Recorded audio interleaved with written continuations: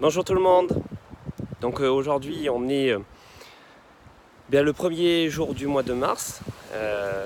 Donc il fait très beau, très chaud sur les restanques.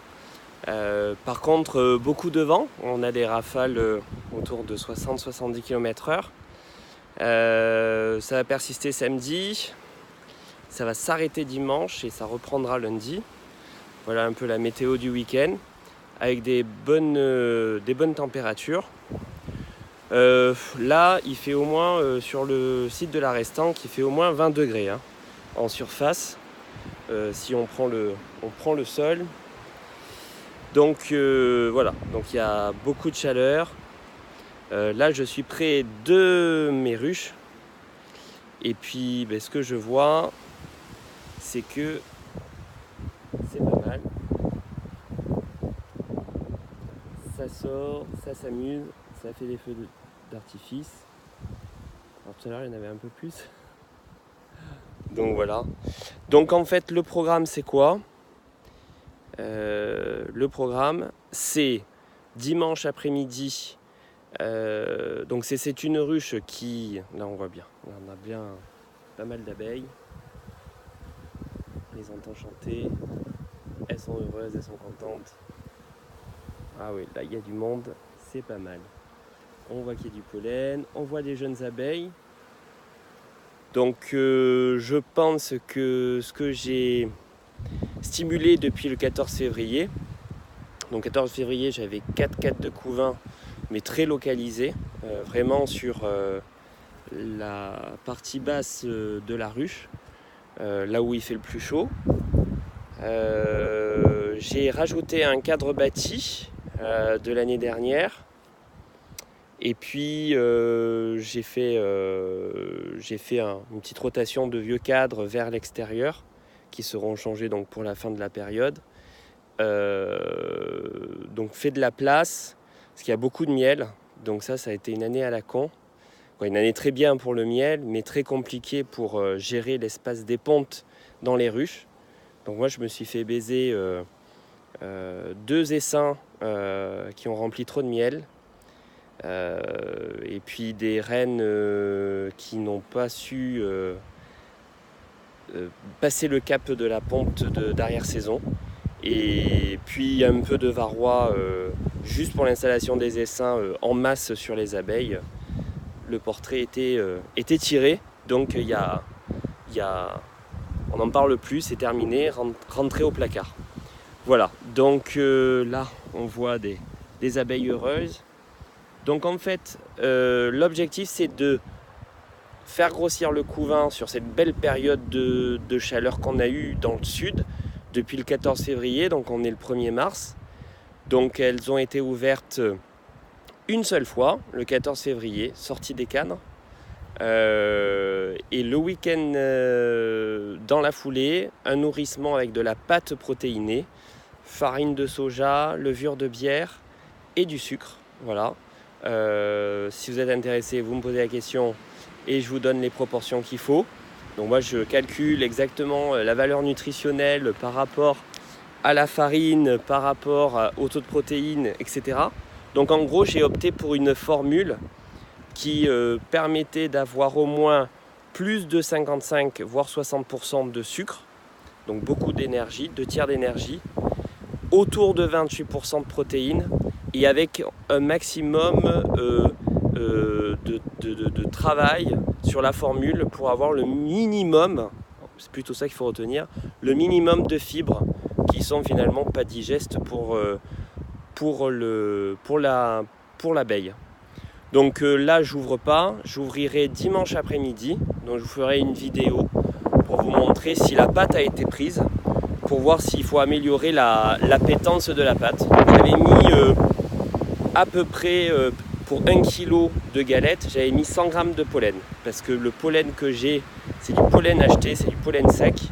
Bon, même si c'est une bonne maison qui fait le pollen, puisque c'est destiné à la consommation humaine, j'en ai mis que 50 grammes, voire 70 grammes tout pilé, parce que je trouve que quand elle se gave de ses pollens, j'ai l'impression qu'elle tombe plus qu'autre chose. Donc j'en ai mis un tout petit peu en fine pour avoir de l'appétence. Donc je verrai si c'est assez de pollen pour attirer l'abeille.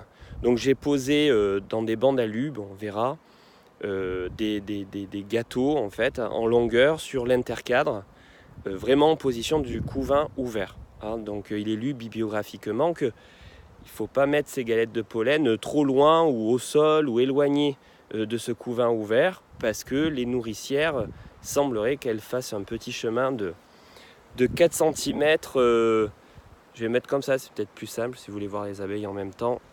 Voilà, parce que m'entendre parler c'est bien, mais c'est bien. Je ne sais pas si c'est bien, mais je vais vite vous saouler à un certain moment. Voilà, donc en fait, ça a été fait pour le 14 février. Et le week-end qui a suivi, qui faisait chaud, mais on avait le fameux air froid qui venait de Yougoslavie, là on avait entendu aux informations, une sorte de Mistral, très froid, très glacial. Bon ben nous dans le Var, on l'a senti le week-end dernier, il y avait un peu de vent, il y avait du vent en Corse, et ben on avait exactement les résidus, on va dire, de ce passage. Donc j'ai pas du tout ouvert les ruches, je trouvais qu'il faisait trop froid. Aujourd'hui il fait 10 fois plus chaud, beaucoup plus chaud, l'air est très très chaud. On voit que les abeilles s'éclatent malgré le vent. Mais bon, pour moi, c'est pas une meilleure condition pour travailler, pour regarder la reine, pour marquer la reine, pour ouvrir les cadres, pour regarder les cadres, constater ce qu'on a fait, si c'était bien. Je vais attendre dimanche après-midi tranquillou. Voilà, il fera peut-être un peu moins chaud, mais au moins ça bougera pas, c'est plus agréable pour le gars qui ouvre. Puis ça, je suis étonné de la quantité d'abeilles qu'il y a dans cette ruche-là. Alors vraiment, je vais pas rester trop près parce qu'à un certain moment, j'ai pas envie de me faire piquer non plus. Parce que celle-là, c'est spécialiste pour venir te faire chier, celle-là. Donc voilà. Non, je suis très content. Ça a l'air d'être pas mal parce que j'ai cru comprendre que quand il y avait des feux d'artifice, comme ils appellent ça, des directions de feux d'artifice en sortie, c'était des jeunes abeilles qui se repéraient, bon. En tout cas, ça, il y en a, mais il y a aussi pas mal de butineuses, donc ça c'est cool. Alors là, dimanche après-midi, le programme c'est quoi? C'est de retirer 2 cadres de couvain, en espérant qu'il y a beaucoup de couvains. J'espère que la reine a été Formule 1, et de faire des nucléi. Ça va faire peut-être bondir les gens sur leur chaise en 1er mars. Non, parce que je reçois 2 reines qui ont hiverné de 2018 mercredi. Et du coup, lundi, mardi, mercredi, jeudi, il fait pas très beau. Il va faire beaucoup de vent, c'est pas terrible. Donc je vais orpheliner ce couvain dimanche après-midi. Et puis ça fera lundi, mardi et mercredi matin, dès que je les reçois, je mets les reines qui sont encagées, je retire les accompagnatrices, je les réchauffe un peu, je les asperge un tout petit peu d'eau pour qu'elles se réhydratent, qu'elles leur donnent à boire avant d'être introduites dans les nucléi. Alors c'est une ruchette 6 cadres qui est compartimentée en 2. On va pouvoir aller les voir sur une autre vidéo, sur la deuxième partie. Là je vais aller au garage, je vais vous montrer un peu le bordel. Donc voilà, et donc week-end dernier, comme il faisait pas chaud, j'ai simplement mis du sirop 50% avec des algues et de la levure de bière. Voilà, donc 15 grammes de levure de bière pour 1 litre de sirop 50%, soit 1,5%, il ne faut pas dépasser 3%, et 1,5% de protéines d'algues. Voilà, pour apporter encore de la protéine. Donc c'est vrai que elles sont là pour être très importantes parce que je divise. Donc et je veux diviser rapidement. Voilà. Pourquoi? Parce que j'ai besoin de créer une nouvelle ruche éleveuse. Donc dès le début de la saison, j'ai besoin d'avoir des ruchettes qui deviennent ruches rapidement pour le placer dans mon finisseur, pour créer mon finisseur, starter finisseur, pour attaquer mes reines le 1er mai. Et c'est déjà très tard. Logiquement, si j'écoute les apiculteurs de Cavaillon, Eux, c'est même trop tard, hein. Avril, mai, c'est avril, quoi. La création des rennes dans le sud, pour eux, c'est avril. Et mai, pour eux, c'est déjà très très tard. Alors dans le nord, il semblerait que c'est plutôt au mois de juin qu'on voit apparaître les vidéos du greffage, des créations de rennes. Mais alors dans le sud, moi je découvre, hein, parce que j'ai commencé l'installation des ruches qu'au mois de juillet. Et puis l'hiver anormalement chaud, de la mielée, du varroa qui gicle de tous les côtés à partir de novembre, des constats au mois de janvier compliqués. Vive l'apiculture. Et puis quand j'entends mes collègues en Vendée, parce que je travaille aussi en Vendée la semaine et je suis le week-end ici, dans le Var, 9 ruches mortes sur 10, sur les toits des entreprises qui avaient des ruches toutes balayées, je vais me dire, bon, 2 ruchettes mortes et un essaim et une ruche installée au mois de juillet qui était pas en forme, c'est pas trop mal, on va dire. Hein. Donc bon, l'objectif c'est de faire 7-8 ruchettes, 10 ruchettes qui passent l'hiver et qu'on les retrouve l'objectif en janvier 2020. Donc voilà, donc en fait 1er mai j'attaque le greffage et puis je mettrai tout ça en vidéo. Donc demain je vais essayer de vous montrer ma séance de 1, repérage de la reine, parce qu'elle n'est toujours pas repérée, elle est née au mois d'août 2018 celle-ci.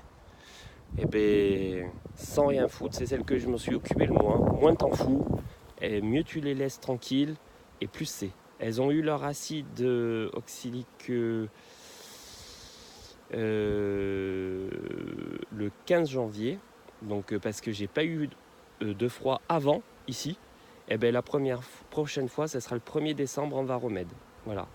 Et donc dimanche après-midi, c'est traitement, identification de la reine, retrait des 2 meilleurs couvains, tapotage un peu d'abeilles nourrissières dans la ruchette 6 cadres et varomède. Voilà. Donc on verra le varomède. Et les cadres qui vont être enlevés, ils auront aussi le varomède dans la foulée pour installer la reine fécondée. Je ne sais pas si vous voyez là. Les rennes fécondées mercredi matin. Un peu sous la grisaille, mais c'est pas grave. Faut avancer. Bon, voilà. On va aller au local. À tout à l'heure.